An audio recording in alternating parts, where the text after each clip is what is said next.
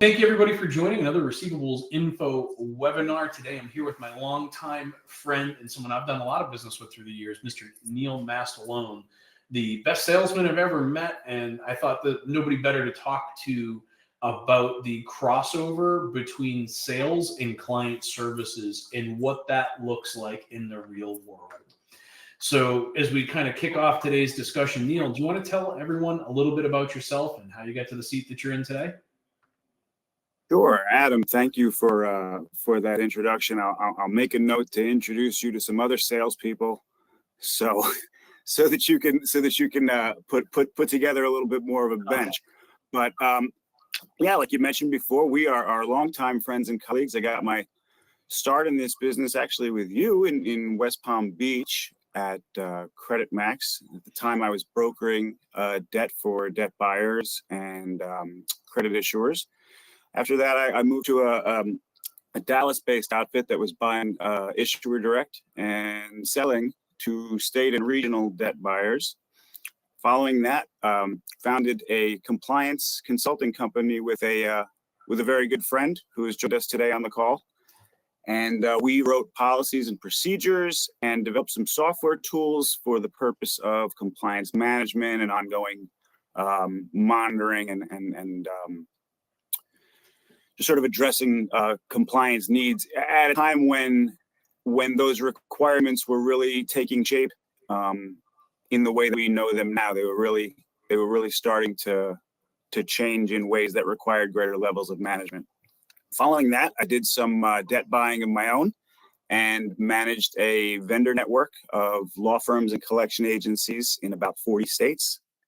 And most recently, have been doing business development for Velo Law, which is a Grand Rapids, Michigan-based law firm with a primarily a Midwest footprint. We're in Michigan, Indiana, Ohio, Montana, the Dakotas, and Wyoming.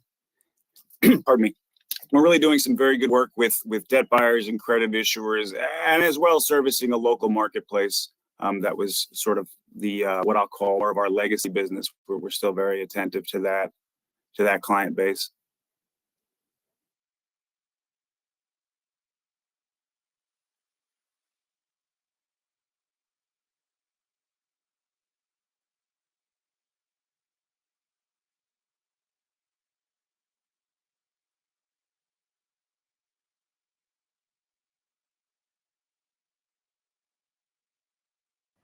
Sorry, guys. I don't know what's going on here today, but I'm going to try and log in from a second device so that we can try and stop this from continuing to happen. But so you've come from the legal side of the world. You've done the sales and you've managed the vendor network. So you've quite literally been your own customer, right? So the people that you're servicing today are people that are in a role in which you previously served, right?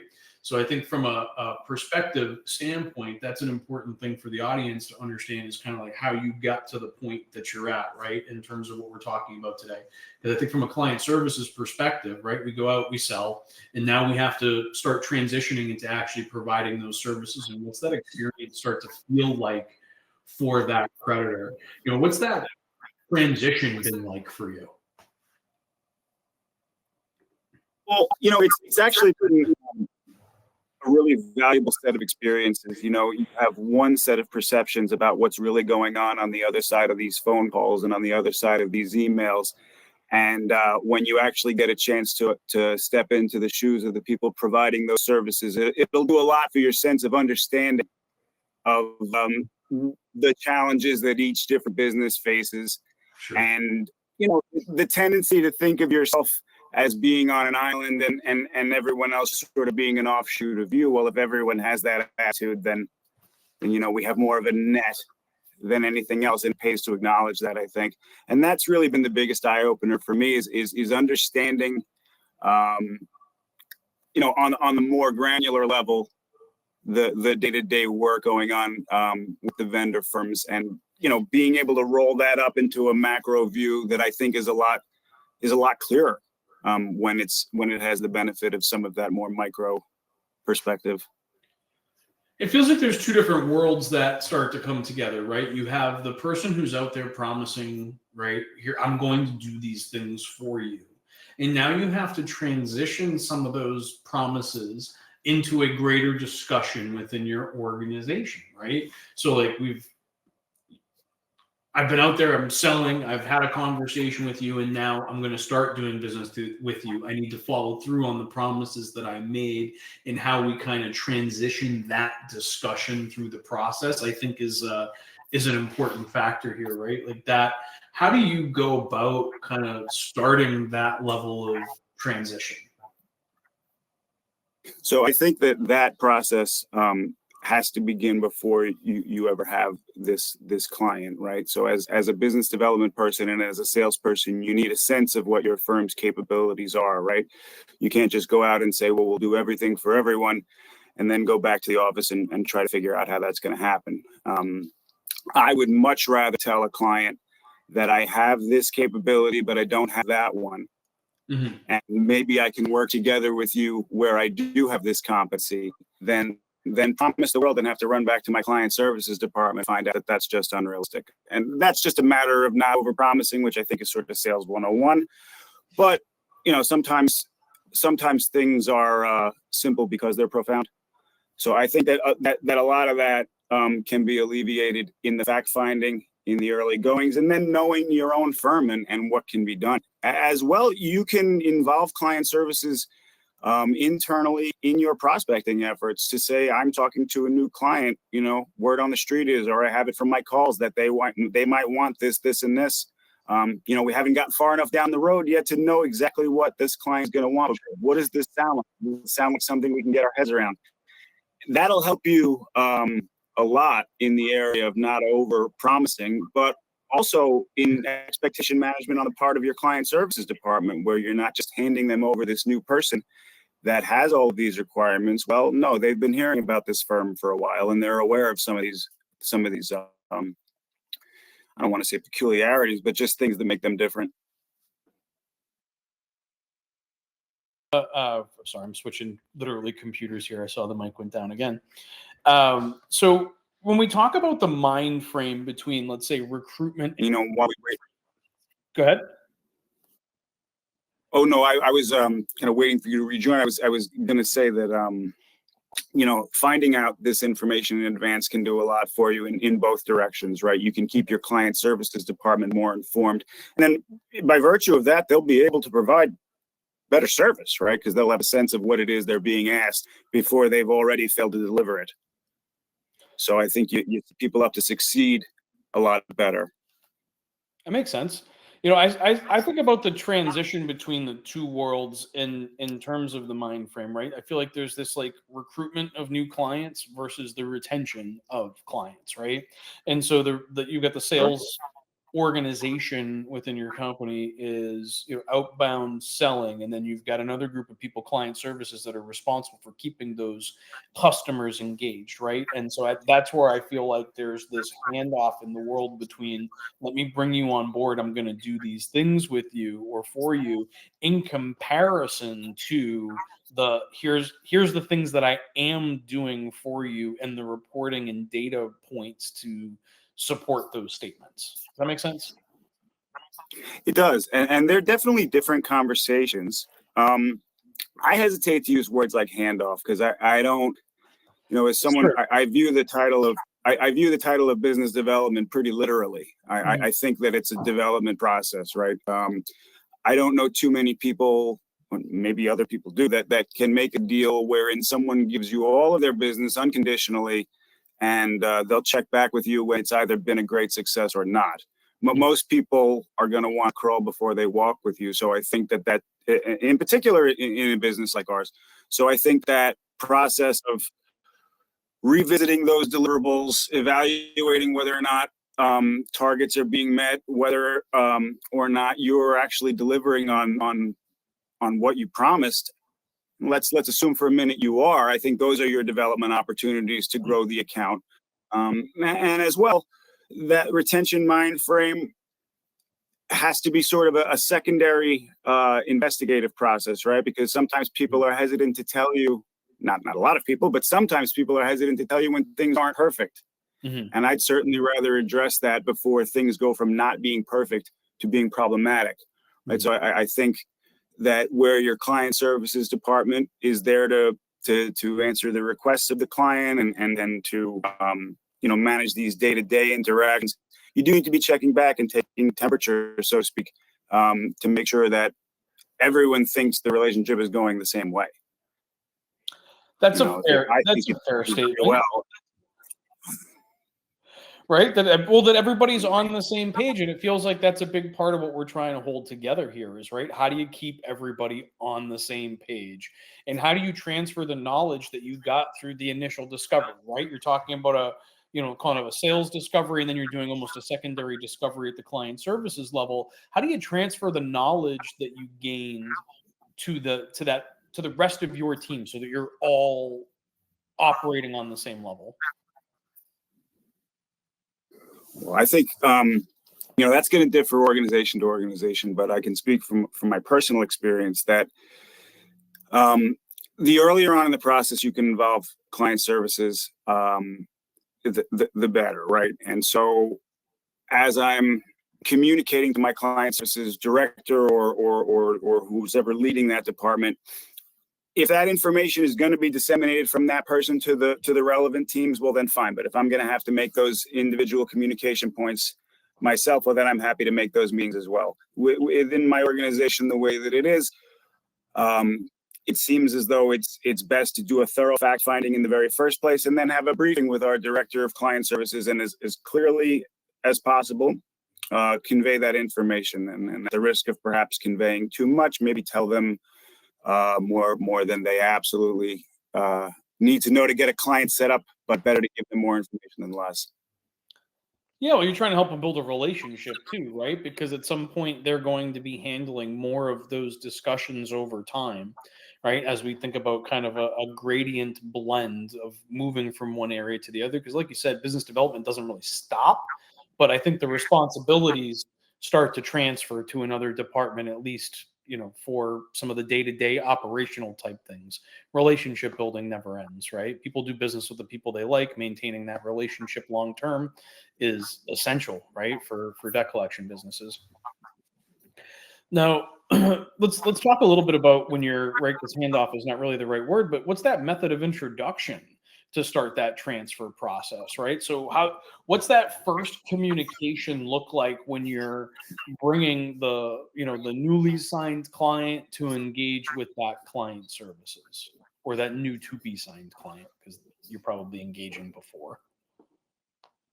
Sure. So I think I would broadly divide the client interaction into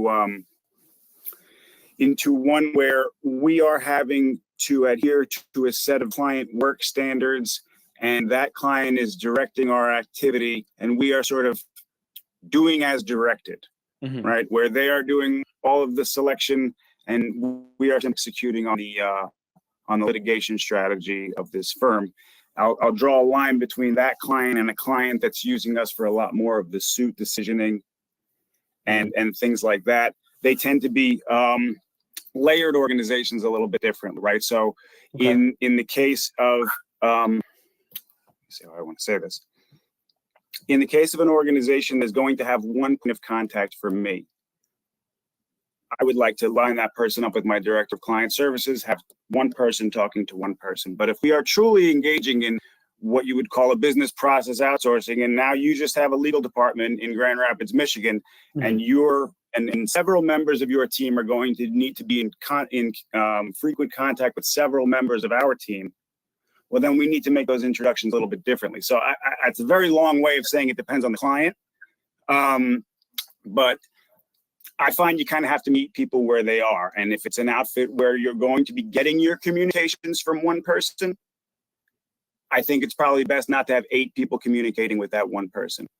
But if the work is segmented out and communications are coming from more than one place, well, then, yeah, you can have people plugged in a little bit more closely with the team members that you're going to, that you're working frequently with. No, I think that makes a lot of sense, right? Like it's the same reason you don't bring 10 people to a dinner with one person, right? Like you're not, regardless of your intent, right? Like the other person's going to feel overwhelmed by you, right? Like you have 10 people sitting on one side of the table and one on the other side. Like that's always going to be uncomfortable. Whereas like if you know that they're bringing 10 to the table and there's going to be 10 communicate, somebody for media, somebody for this, somebody for that, somebody for the next thing, then bringing teams together seems to be like a better fit, because that'd be a lot of one-on-one interactions, number one.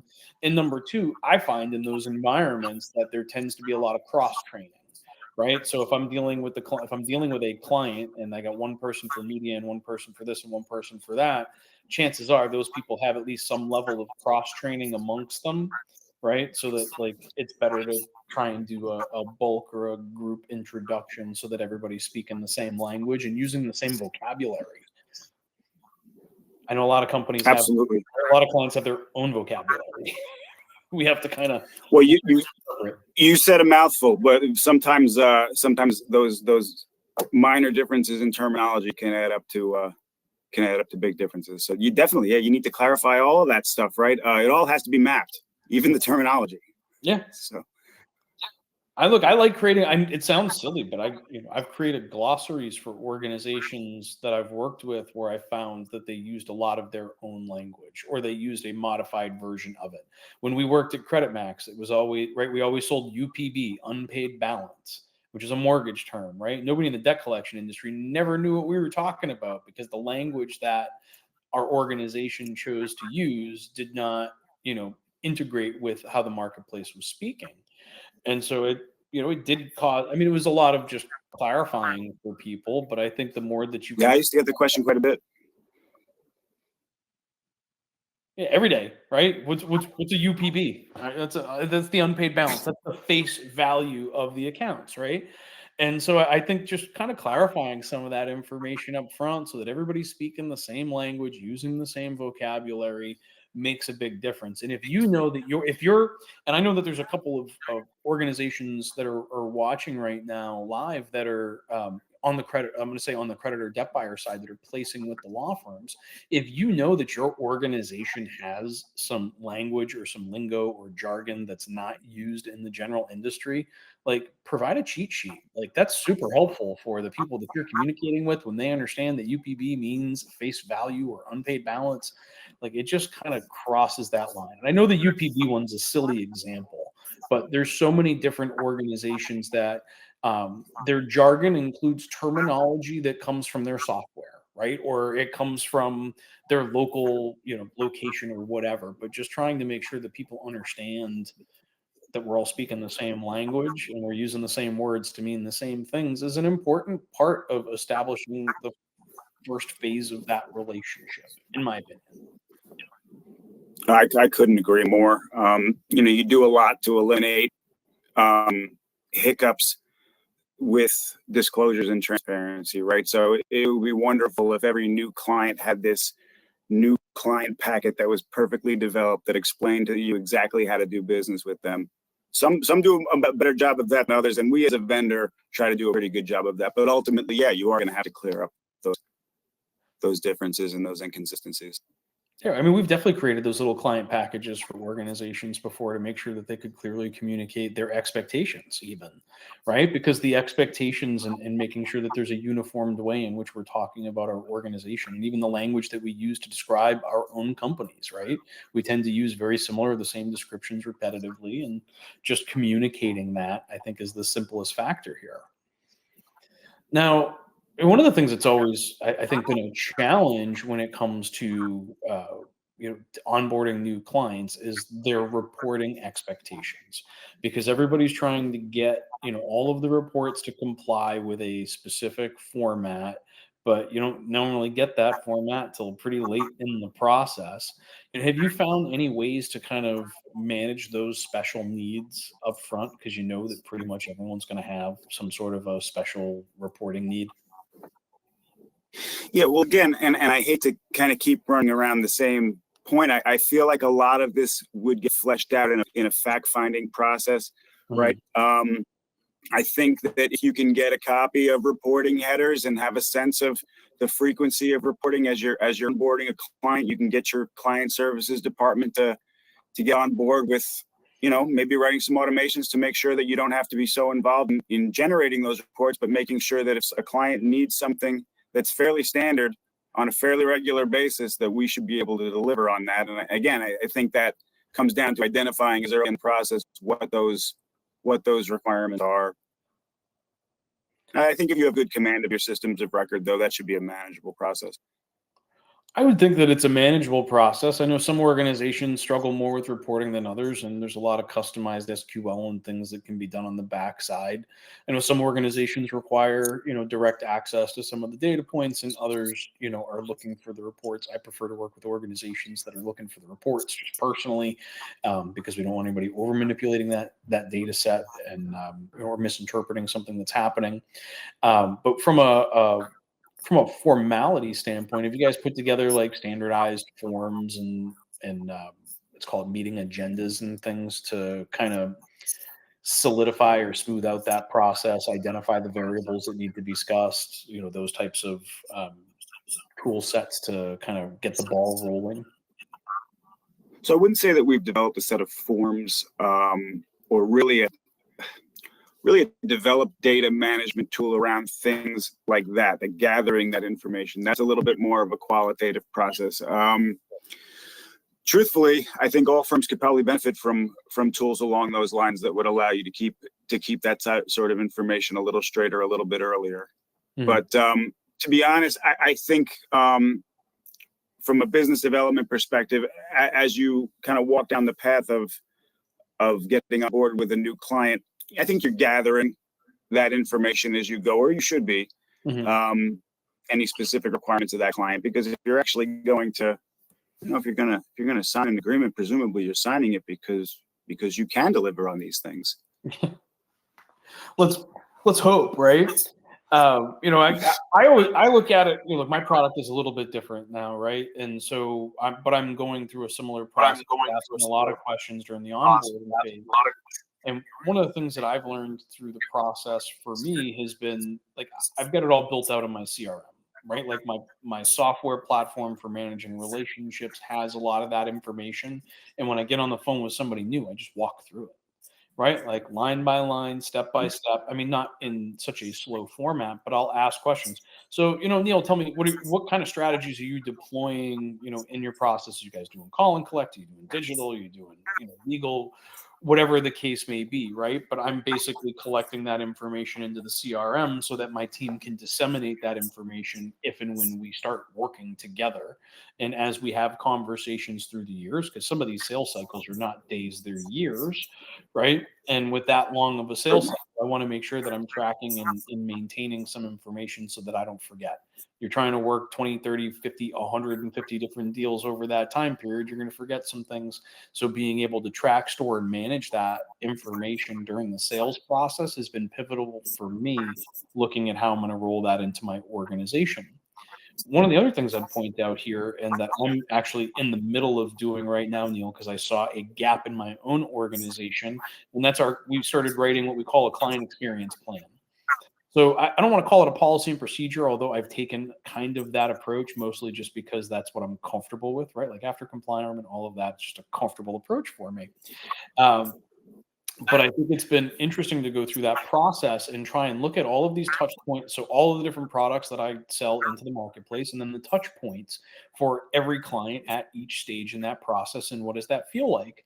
Now, I thought I had a pretty smooth process, but when I broke it all down in that format and like outlined the procedure and said, here's the data set that I'm, working my way through, what I found is that my communications were not as seamlessly integrated as I thought they were, right? Like I always thought that, when I send out these series of emails or these series of communications or actions, I'm going to come out to a similar result. I didn't really find that. And I found that I had to sit down and I had to look at everything in a sequential order, not over the time period in which the customer sees it. But if we had a super condensed sales cycle and all of these things happened over a period of one day, what would that communication cycle look like to that client? And it's been interesting, even within my own organization, having done this for 20 years, I feel a difference as we've started kind of working our way through that plan. And we did it the same way that we've always done the plan. Yeah, I'm curious. What were your findings? So I found that some of the language just wasn't as clarified as it could be. So like it felt a little jumpy as you started reading through it. Like we're talking about one thing, and then in that next stage, assuming that some of the verbal communications have gone through. But not every call goes the same way. So I think reiterating some of the things that I know that I'm covering on each one of those discovery calls within the communications themselves was efficient. It just didn't flow as well as I thought it should. It wasn't a cohesive storyline. It felt choppy. Right. And so it's been minor tweaks. I didn't overhaul what we were saying, but just kind of how we were saying it and the order in which we were saying those things after watching the customers and their interactions and just realizing where in our sales cycle things tended to accentuate, right? Like some things just took longer. And so now, as I'm looking at what's taking longer, now I can start looking at, well, could I have improved the amount of time that took by having a clearer communication as to the expectation? For years, we've been, throwing parties, and originally it was, a simple spreadsheet or whatever. Now we've got a complex spreadsheet that helps us manage our event lists and our RSVPs and all of that. But now we have to communicate that to the sponsors for that particular event. And now we've got a series of emails that go out, and we looked at cohesively the entire process of running an event and said, what is the experience like for one of our sponsors? What is the experience like for one of our attendees? What communications are they receiving? What information is in each one of those communications? Because before you're going to, for example, we've done Margaritaville for years and years before RMAI, but it would have been nice if I could have sent everybody a text message in advance of and told them, hey, looking forward, send it at 4:00. Looking forward to seeing you around 8 tonight. Here's the location. Yeah. Here's a link to the, to an Uber ride or whatever. But just improving those communications has allowed me to go through an entire cycle a lot faster and a lot cleaner, because I'm looking at my sales cycle in terms of how can I shorten the time period that this takes by more clearly communicating what I'm going to need from them or the format in which I'm going to need it. And am I asking for too much to where I'm starting to feel overwhelming? And now I'm not getting the engagement. So it's so overwhelming, it's pushed to the side for 6 months. Does that make sense? You want to be creating, you don't want to be creating more work for people when you're trying to sell them a solution. Indeed. What about my needs? I'm trying to sell something, right? all too common of an attitude, but I would agree, that there's a tendency to get so gummed up in working a plan. I don't want to say gummed up is the wrong way, but into a rhythm, let's say, of working an existing plan that stepping back and working on the plan sometimes can be difficult to say, okay, I need to take a little break here and change around the way that I'm going about this, rather than just sort of turning up the effort level when I have the extra energy to do so, right? Well, I mean, because at that point you're just burning the energy, right? So if I've got a little extra energy, I want to use it working on my business, not in my business, and looking at those processes and flows. So if I'm in the sales cycle and I'm, and I've got my follow-ups done for the week or whatever, I immediately want to start working on my business and how can I improve these flows, or how can I increase the size of the audience hearing what I'm saying, right? And so for me, from a sales perspective, that's always kind of been my focal point, and trying to get the customer to where they're going to feel comfortable. And I think on this next slide is a perfect example. Who is the client going to call in an emergency, right? They're going to call who can help, but like, what's the gut reaction? Who are they going to pick up the phone and call? Are they calling you, or are they calling client services? And who should they be calling? And I think that varies organization to organization, right? Based on how you're structured internally. But I feel like there's an opportunity here, right, to help get them comfortable during the introduction phase so that they kind of have a better understanding of where to go for what, right? Shortest period of time, right? Every time you send me a request to make an update to the Velo website, right, I say include support@brandingarc.com so that the whole team gets it. And it's not just, you're not waiting on me, right? Fastest possible responses. But we didn't start coming up with those types of solutions until we realized that we started taking a hard look at the process and saying, are we doing this to the best of our abilities? Yeah, I would agree with that. And I think your strategy of just copying in the party that would have been properly communicated to is best in terms of a client management process. I know as you were posing that situation, I was thinking to myself, who do you call in the emergency?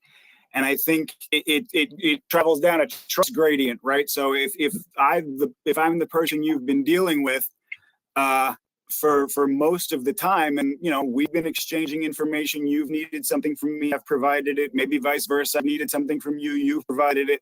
There's a trust level there. And so, yeah, if there's something that becomes an emergency situation, my guess is you're calling me. If we've been doing business together long enough where you've had an opportunity to interact with some other members of my staff, and now you realize that there's someone in my client services department that's really an A-plus hire, and whenever you need something from this person, you always seem to get it. Well, now we're moving along that trust gradient a little bit, and maybe that person makes more sense to get a call because you've learned that Where the data because you've learned for this particular type of information. To your point, a handout might have cleared that up, right? Early on in the relationship. I don't know that you would have done much to increase the trust levels at each step, but you certainly wouldn't have hurt matters by saying, oh, in this particular type of situation, you would contact this person or that resource. But I would say that as the relationship develops, it follows the trust. I think you're right. I think the trust is everything because you're the one that they've had dinner with. Like you're the one that they've spent time with. You're the one that they've met in person, right? For the non-local clients, right? I realize you guys are also servicing, Sure.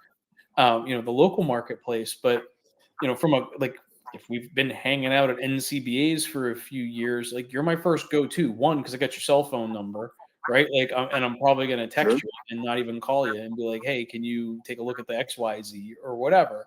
But I think you're right.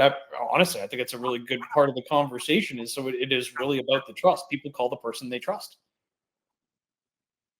Right? The one that they have a relationship with and they think can solve the problem. I'm wondering if people, and I don't have an answer for this, but my gut kind of tells me that people are probably going to reach out to the person that they have a relationship with over the quote unquote right person for something just because they have that relationship.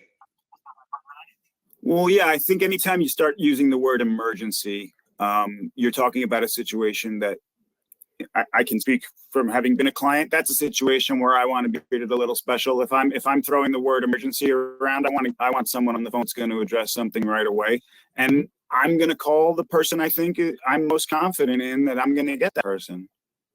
Right? I'm going to look at the list and say, okay, well, this might be what I'm normally supposed to do, but I use the E word, right? So now I need the person at that firm that I have the most faith in, or that I have the most experience with. I think that makes a lot of sense. Now, from the second one here, does the client services have a single point of contact? I think that's, client specific and, that is kind of a varying question, but, as we were having the conversation to, prepare for this webinar, one of the things we were talking about was engaging in the process early. And then as you find yourself less valuable, you kind of withdraw a little bit from the process, right? And kind of now they're a more established customer.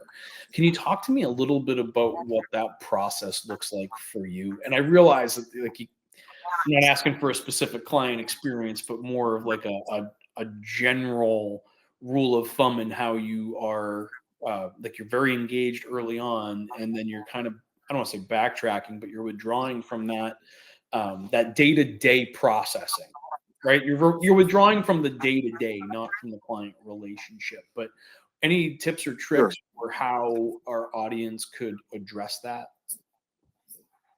Yeah, I would say early on, be involved in as much of it as you possibly can be. I would say early on, be on all the calls, try to be copied on all the email.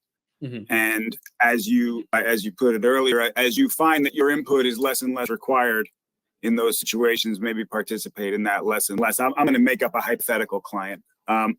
So imagine we have a client that wants to have a status call every week. Oh, I know. And there's a great.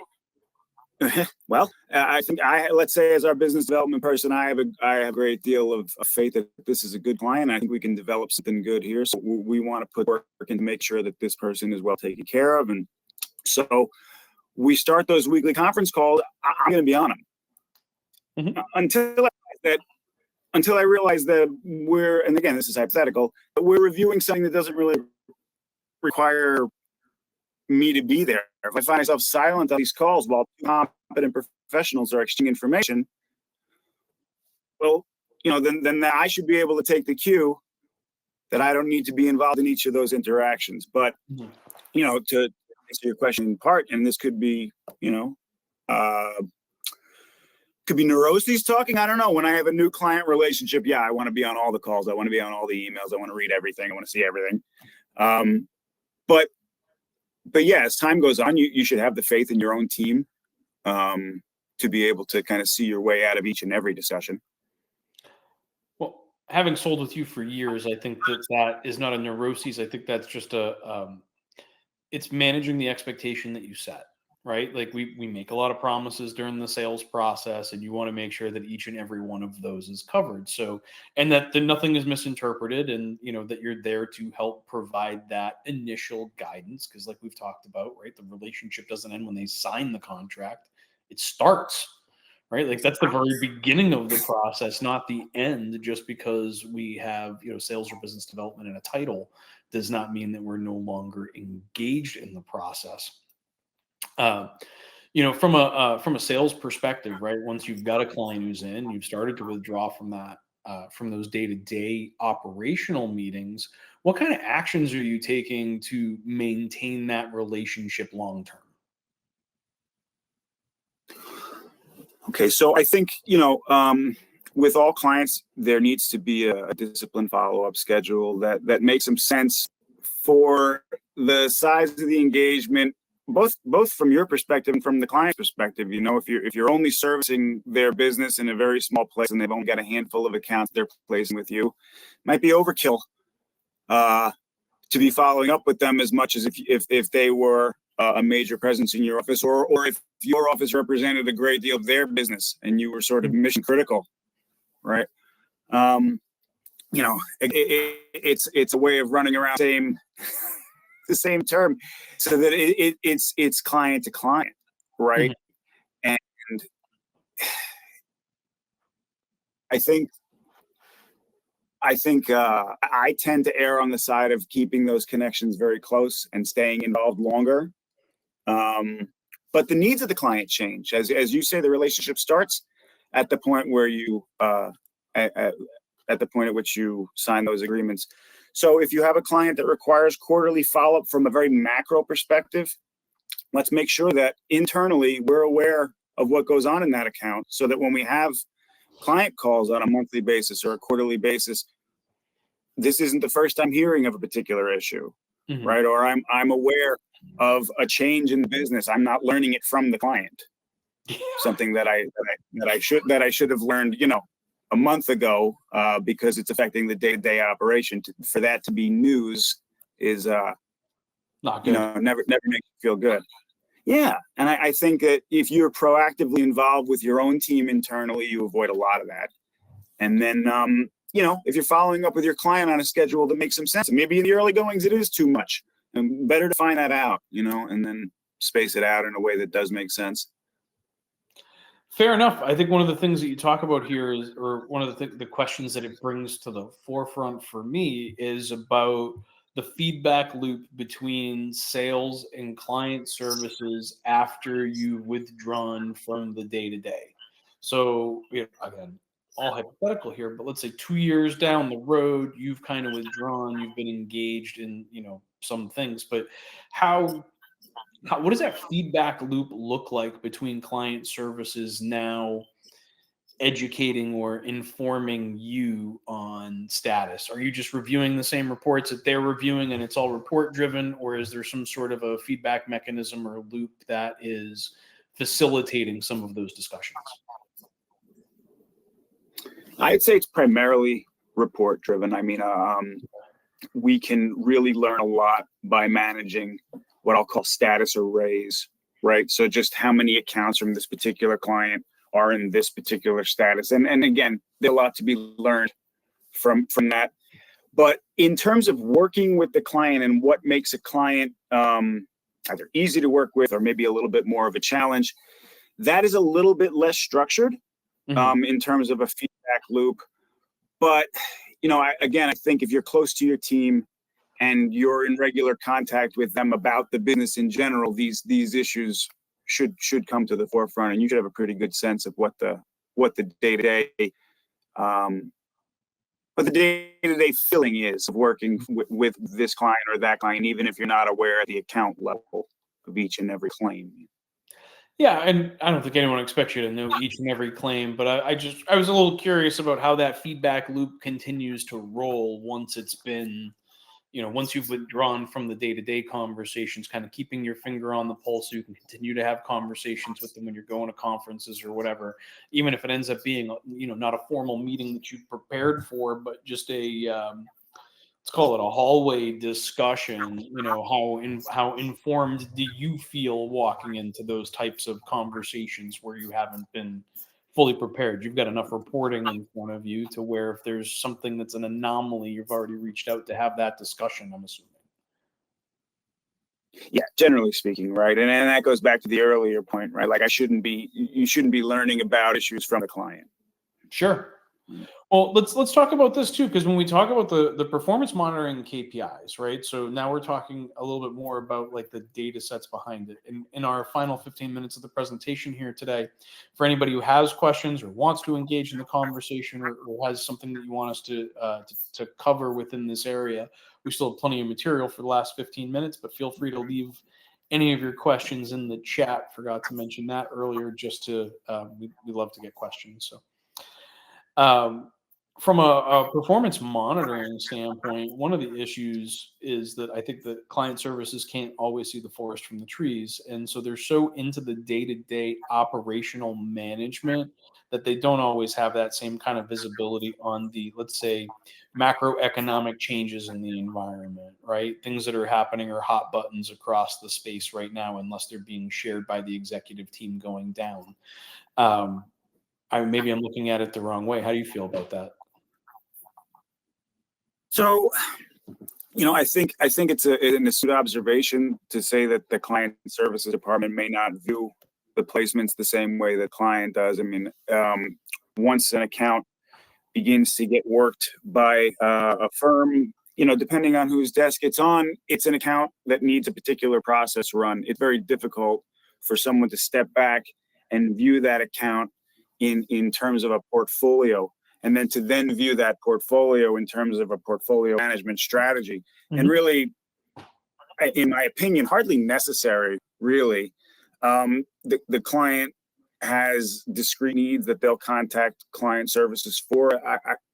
If a particular file or a particular placement has, I'll just call it a unique quality or something that we need to do differently, I don't know that it's necessary to appreciate the macroeconomic drivers behind an operational change. It might be information overload, or not information overload, just information that isn't going to help them do a job any better. Yeah, I'm not sure that it adds a lot of how value if they're not driving strategy, right? Like that's an executive discussion about the macroeconomic factors. What are we expecting to see, right? Because the executive team has to prepare for example, the massive increase in the volume of accounts that's expected to hit the receivables management space in 2025, right?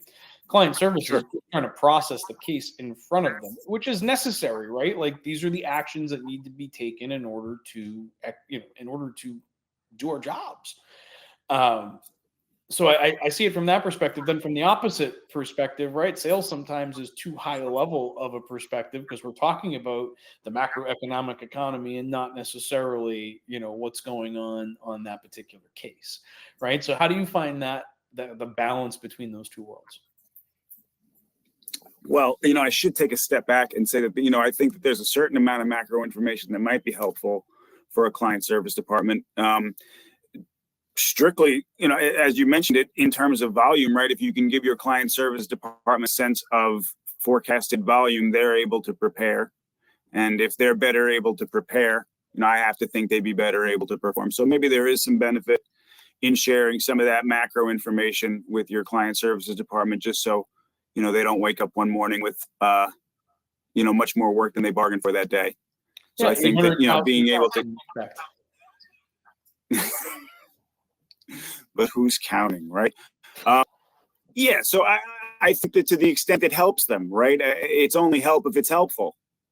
So, the information you can provide to really anyone on your team is only of value to them to the extent that they can act on it, right? And to the extent that their action, is relevant and helps them affect the situation. I don't know necessarily that that those executive level conversations need to happen at every level. Although, in terms of development, as you're developing client services people to become, hopefully and eventually part of your executive team, those conversations do become more and more relevant. Mm-hmm. I think it's a strategic discussion around the industry, right? And like, where are we now? Where are we going, and why? Right. And so after conducting the TransUnion survey this year, it gave us some insights into what our expectations were about going forward, but it really kind of opened my eyes to kind of these different layers of the organizations and how insulated the information might be at different layers of an organization. Now, right, wrong, and different, I'm not making a claim to it. I'm just trying to point out that I feel like there's these insulated pockets within organizations that maybe you're not necessarily seeing or having an opportunity to see that broader perspective. I know from a client management perspective, right, whether I'm wearing a business development or a client services hat, I always stress across my organization that early responses, right? The fastest response is always the best response. And and what I mean by that is I don't have to solve your problem. I just have to acknowledge it. I have to acknowledge that you have a problem, right? Like, to me, that's the number one item for de-escalation of any particular situation is acknowledge it. Oh my God. All right. I see what you're talking about. We're investigating. I'll get back to you shortly. Right. Because even that response, as simplistic and probably annoying as it may be, is still very direct in what it's trying to accomplish. Right. Like, it's a good I happen to think, I think that's a timely observation too. We're entering, or excuse me, we are now in the midst of a 6-week period of time that people refer to as the holidays, right? Despite the fact that, only 6 or 8 or 10 days are actually holidays in that whole period of time. But sometimes communication can feel like it's going into a black hole as people are a little less reliable being at the desks or in their office, who's out of town for this reason or that reason. And really just something as simple as a reply, letting someone know that you're in receipt of their request, goes a long way. It lets that person continue with their day a little bit. Mm-hmm. It helps to de-escalate their frustration, right? Because like they're in this position to where they're sending you an email. It feels like it's going into the black hole. Now what? Right? Now what? If at least if they know that we're investigating it, it's not lost in the black hole. They know that we're on top of it. And even if it takes me a day or two to solve the problem, it's more acceptable than if I didn't respond for the 2 days and just let them know that I solved the problem. Right? Yes, they are looking for resolution of the issue, but how I communicate, the timing, and what and when I communicate is wildly valuable to the end user. Well, yeah. So what they're ultimately looking for is resolution of the issue, right? But you could categorize all of that as like, what are they looking for? They're looking for peace of mind. Mm-hmm. So let's let the peace of mind start now. Like, I'll acknowledge I have your request and I'm working on it, right? It doesn't. There's no value in the suspense. So I think it's amazing how much acknowledgement is carrying forward. Certainly. It's simple. Now, as we kind of wrap up our final, 5 minutes here, let's talk a little bit about that client feedback loop. And so as we talk about that transition from, let's call it, wearing our sales hats to wearing our client services hats, talk to me a little bit about what this process has looked like for you and like in successful transitions. Sure. And again, I'll qualify this by saying it's of course different from client to client, but there are those clients that are going to be much closer to you at the outset and have requirements around the timing of your demand letters and your suits and all that. And then there are those clients that are going to, I don't want to say leave it to your own devices, but sort of trust that you're pursuing these matters in a timely fashion, right? So client A, those touch points might not be your decision, right? There might be a touch point in a few days here. I think personally, let's follow a hypothetical placement maybe. If we get placement A through the door, the things that need to happen before that demand can go out are going to happen a time frame that should be standardized in your office. You should be able to communicate that to a client. In the case of a new product or a new placement, maybe there's an exception made here or there. But once those demands are out, I think next time that it really makes sense to review accounts with a client probably be, assuming you sent those accounts over for the purpose of being sued, right? If there's suit decision to be made, a little bit of different animal. But I think at the 90-day point, those suits are out on that placement, on those accounts that were deemed suit worthy. It's, pardon me. And we should have some service and some court dates. We might even have some defaults and some payment plans. There's something to talk about at the 90-day mark there, and we can review business is or is not proceeding the way we think it should be. I can review we can review the timing of those demand letters. We can review how many suits went out on such and such a date. We can review rates of service of process. There's something to discuss. And let's assume for a minute we've had those work standard discussions clearly enough in the first place. So I would think that 90-day mark is a good mark to start reading some of the very early performance indicators. Following that, I would think your 6 to 12 months is a good time to see how your firm is performing. I mean, you're going to get court dates that are all over the board. You're also going to have a certain amount of difficulty serving people. So the longer this process goes, the more difficult it becomes to picture it in terms of this one placement. But for the purposes of this example, we will. At that point, you can really evaluate, the efficacy of this firm, like whether they're able to accomplish the things they're supposed to accomplish at each stage of the process. You might not have too good of financial read on it at the 6 to 12 month mark. Legal is a patient person's game, definitely. But when you move it out to the 12-month mark and then going forward from there, well, now we can start talking about managing a cash flow situation. And, I should think on this hypothetical placement that we've learned what we need to learn here. And beyond identifying additional accounts for suit, identifying additional assets for execution, I think everybody should know the rules of the road at that point. And then, theoretically, you're discussing additional placement volume, but in case of this one, they should be fairly routine discussions from there forward. I mean, that makes a lot of sense as well. I mean, from a client feedback perspective, right? Like, it goes a long process. It's going to take some time to get through it, and trying to overmanage the process isn't going to help anybody. No, certainly not. That it's rare that your law firm, let's assume that you've done a good vetting of this law firm, it's rare that they're really the delay in your process. Generally speaking, it's the courts and factors that are somewhat outside of the control of that firm. We should be the quickest part of any of it. Well, we don't control the courts, though, right? We learned that during COVID. We've seen kind of how some of these things. If only. No, yeah. So I think that's the key there is just, don't let you be the bottleneck. I think that makes a lot of sense. Well, Neil, we're just coming to the top of the hour here. I really do appreciate you coming on and having a chat with me. I do appreciate everybody that has joined us live today to watch, and I hope you will reshare this with your friends and colleagues on Friday when it gets posted to YouTube for the replay. But thank you again, everybody, for coming on and spending some time with us. Neil, thank you so much for your time, attention, and insights today. I really do appreciate you.